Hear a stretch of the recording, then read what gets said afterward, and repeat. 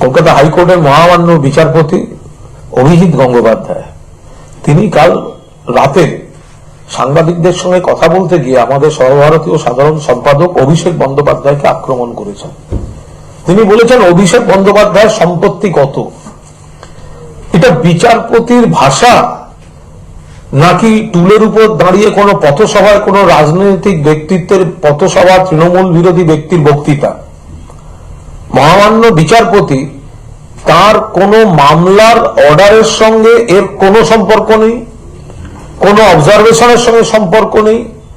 তিনি একজন তৃণমূল বিরোধী রাজনীতিবিদের মতো আচরণ করছেন এবং কণ্ঠটা অভিজিৎ গঙ্গোপাধ্যায়ের, ভাষাটা সিপিএম আর বিজেপির বিরোধীদের। কণ্ঠ অভিজিৎ গঙ্গোপাধ্যায় আর ভাষাটা হচ্ছে সিপিএম আর বিজেপির। উনি তো কমরেড গাঙ্গুলি। এখন আমি বলি যে অভিষেক বন্দ্যোপাধ্যায়ের সম্পত্তি জানার আপনার এত কৌতূহল কিসের? আপনার কিসের তাগিদ? যদি এত তাগিদ হয়, অভিষেক বন্দ্যোপাধ্যায় দুবারের সাংসদ, রেকর্ড ভোটে জিতে এই তৃতীয়বার হতে চলেছেন। তো দুবারের সাংসদ যখন ভোটে দাঁড়ান তখন ভোটের যে হলফনামাটি থাকে নির্বাচন কমিশনের, সেখানে তো তার সম্পত্তির সমস্ত হিসাব দেওয়া আছে। তো অভিজিৎ গঙ্গোপাধ্যায় যদি অভিষেক বন্দ্যোপাধ্যায়ের সম্পত্তি নিয়ে এতটা আগ্রহী হন, তিনি তার এফিডেভিট গুলো দেখে নিন।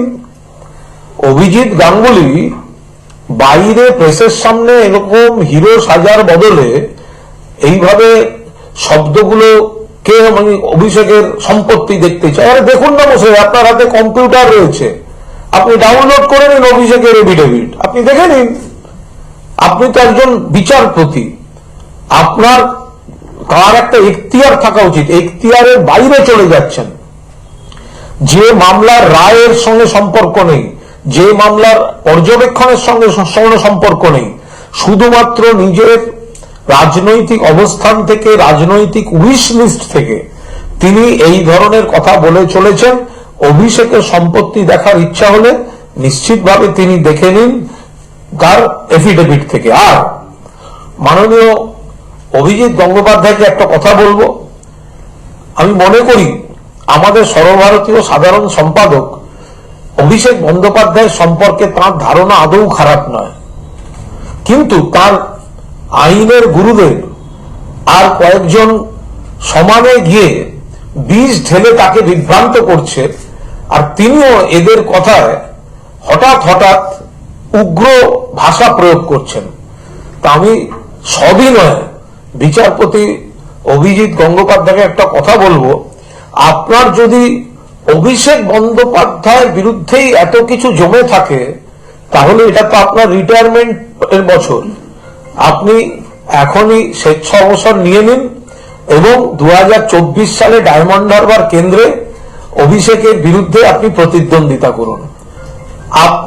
আপনার যদি ক্ষমতা থাকে, অভিজিৎ গাঙ্গুলি, আপনি কাগজে কলমে বিবৃতি দিয়ে বিষোদ্গার না করে, মামলা এবং আইন বহির্ভূত কথাবার্তা না বলে, আপনার যদি অভিষেক বন্দ্যোপাধ্যায়ের বিরোধিতা করার ইচ্ছা হয়, তাহলে বিচারপতির চেয়ারটা ছেড়ে এসে ডায়মন্ড হারবার কেন্দ্রে অভিষেক বন্দ্যোপাধ্যায়ের বিরুদ্ধে বিরোধী দলগুলোর প্রার্থী হিসেবে কমরেড যা হয় আপনি প্রতিদ্বন্দ্বিতা করুন। ইডি একদম head of the department director এবং সিআইএসএফ এর ডিরেক্টর, তারা এই মুহূর্তে সিজিওতে বৈঠক করছেন। ইডি অফিসার রয়েছেন, গতকাল মধ্যরাতে নিয়ে এসেছেন মূলত এই শাহজাহানের ঘটনার পর। কি বলবেন? ইডি তৎপরতা, এটা একটা কেন্দ্রীয় এজেন্সি, তো তারা তাদের কর্তারা এসছেন, বৈঠক করছেন, তাদের ব্যাপার। আমাদের শুধু একটাই বিষয়, এই যে সিবিআই, ইডি, এনআইএ, এদের যে সুনাম, বিশ্বাসযোগ্যতা, গ্রহণযোগ্যতা ছিল, বিজেপির পাল্লায় পড়ে সেগুলো নষ্ট হয়ে গিয়েছে। এখন এগুলো বিজেপির শাখা সংগঠনে পরিণত হয়েছে। তার মানে কি ইডিতে বা সিবিআইতে কোনো দক্ষ যোগ্য অফিসার নেই? বহু যোগ্য অফিসার আছে, নিরপেক্ষ অফিসার আছে, কিন্তু তারা কাজ করতে পারছেন না। বিজেপির চাপে তারা সিবিআই ইডি নিরপেক্ষ অফিসাররা, যোগ্য অফিসাররা কাজ করতে পারছেন না। যেখানে যেখানে বিজেপি রাজনৈতিকভাবে দেউলিয়া, যেখানে যেখানে বিজেপি রাজনৈতিকভাবে ঘাটতিতে চলছে, সেখানে সেখানে শাখা সংগঠন হিসাবে পাঠিয়ে দেওয়া হচ্ছে সিবিআই, ইডি, এনআইএ এদেরকে। ফলে এই অফিসাররা যে বৈঠক করছেন তারা জানেন না যে এখানে তৃণমূলের নেতাদের নামের লিস্ট করে বিজেপি নেতারা দিয়ে বলছে রোজ বাড়ি বাড়ি গিয়ে উৎপাত করো। আর তারা কি এটাও জানেন না যে শুভেন্দু অধিকারী এফআইআর নেম চোর একটা, শুভেন্দুর বাড়ি রেড করলে ক্যাশের পাহাড় বেরোবে, তাকে টাকা পাচার করার সুযোগ সুবিধা দিয়ে দেওয়া হচ্ছে, তার বিরুদ্ধে সারদা থেকে নারদা অভিযোগ রয়েছে, সিবিআই এর এফআইআর নেম। কই ইডির অফিসাররা তো অধিকারী প্রাইভেট লিমিটেডের বাড়ি রেড করার কোনো পরিকল্পনা করছেন না, অথবা তারা আগে জানিয়ে দেবেন যে বিতর্কিত কিছু থাকলে আগে সেগুলোকে সরিয়ে দেওয়া হোক। ফলে ওনাদের এই আশা বৈঠক করা এগুলো সবটাই বিজেপির পক্ষে, বিজেপির নির্দেশে, বিজেপি স্ক্রিপ্টে কোনো অ্যাক্টিভিটি।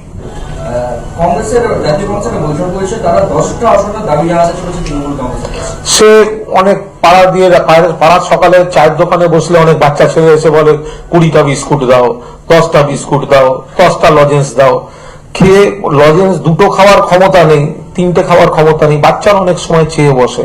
এই বিষয়টা আমাদের সুপ্রিমো মমতা বন্দ্যোপাধ্যায় দেখছেন, এ ব্যাপারে আমরা মন্তব্য করব না। কুণালদা, হঠাৎ করে কালকে দিব্যেন্দু অধিকারী এবং শিশির অধিকারী রাজ্যপালের সঙ্গে দেখা করলেন, কি মনে করছেন আপনারা? কেন মনে করতে যাব কেন? রাস্তাঘাট দিয়ে কত পাগল ছাগল লোক যাতায়াত করে, তো সেখানে কে কি যাচ্ছে, 2-3টে লোক তারা তৃণমূলের ভোটে জিতে বিজেপিতে জয়েন করতে গেছে।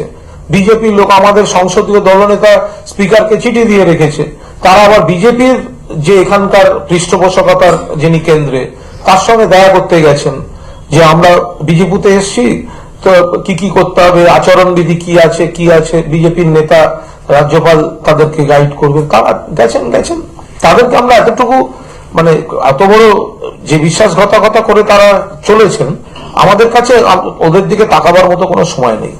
একটা শুধু যোগ করব, সেটা হচ্ছে এই বিরোধীরা, কিছু কমরেড, কিছু অমুক, এই বিরোধীরা ওনাকে একটা ওই ভগবান এই শব্দটা বারবার ব্যবহার করেছে। এই ভগবানের মায়াজালে মহামান্য বিচারপতি আপনি পড়বেন না। এই সিপিএম, বিজেপি, কংগ্রেস এরা আপনাকে ঘিরে আপনার মাথার মধ্যে যে ভগবান ঢোকাচ্ছে, আপনি এদের এই মায়াজালের চক্করে পড়বেন না। তাহলে বাংলায় একটা প্রবাদ আছে, দশচক্রে ভগবান ভূত। ফলে ভগবানের ভূত হওয়ার সেই পরিণতিটাও কিন্তু আপনার জন্য অপেক্ষা করছে। আপনাকে আবার বলবো, বিচারপতি আইনে সীমাবদ্ধ থাকুন, বিচার ব্যবস্থায় সীমাবদ্ধ থাকুন, বিচার ব্যবস্থার সম্মানটা রক্ষা করুন। কেউ চুরি ডাকাতি করে থাকলে, অনিয়ম করে থাকলে আপনি আপনার বিচারের খোঁচায় তাকে শাস্তি দিন, কেউ বারণ করতে যাবে না। কিন্তু তার বাইরে এসে, এখতিয়ারের বাইরে এসে আপনি যদি আমাদের নেতাকে, আপনার উইশ লিস্ট থেকে আমাদের দলকে আপনি আক্রমণ করতে থাকেন, তাহলে সেটা চূড়ান্ত আপত্তিকর। একটু নরম আর কি বললে কঠিন হবে? আর কি বললে কঠিন হবে? ভোট লড়তে বলছি তো, ডায়মন্ড হারবারে এসে লড়ুন। তো উনি তো বিজেপি, সিপিএম এর লোক, সিপিএম।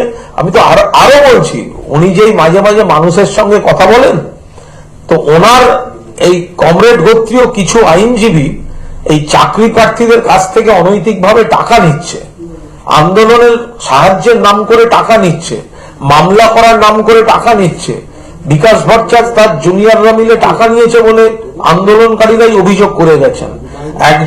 একটা গ্রুপ আন্দোলনকারীদের এই অভিযোগ করে গেছে যে একজন আইনজীবী, দিয়ে নাম, তিনি ধর্নার মঞ্চ করে দেবো, ধর্নার মঞ্চের অনুমতি করে দেবো বলে ৭৬,০০০ টাকা নিয়েছেন। তো আমি অভিজিৎ গঙ্গোপাধ্যায়কে অনুরোধ করব যে এই চাকরি প্রার্থীদের সঙ্গে আপনি একটু দেখা করুন, আর আপনার কমরেড ঘরানার যারা এদের কাছ থেকে টাকা তুলছে, তাদের গরিব ছেলে মেয়েগুলোর একটু টাকাগুলো ফেরত দেওয়ার একটা ব্যবস্থা করে দিন।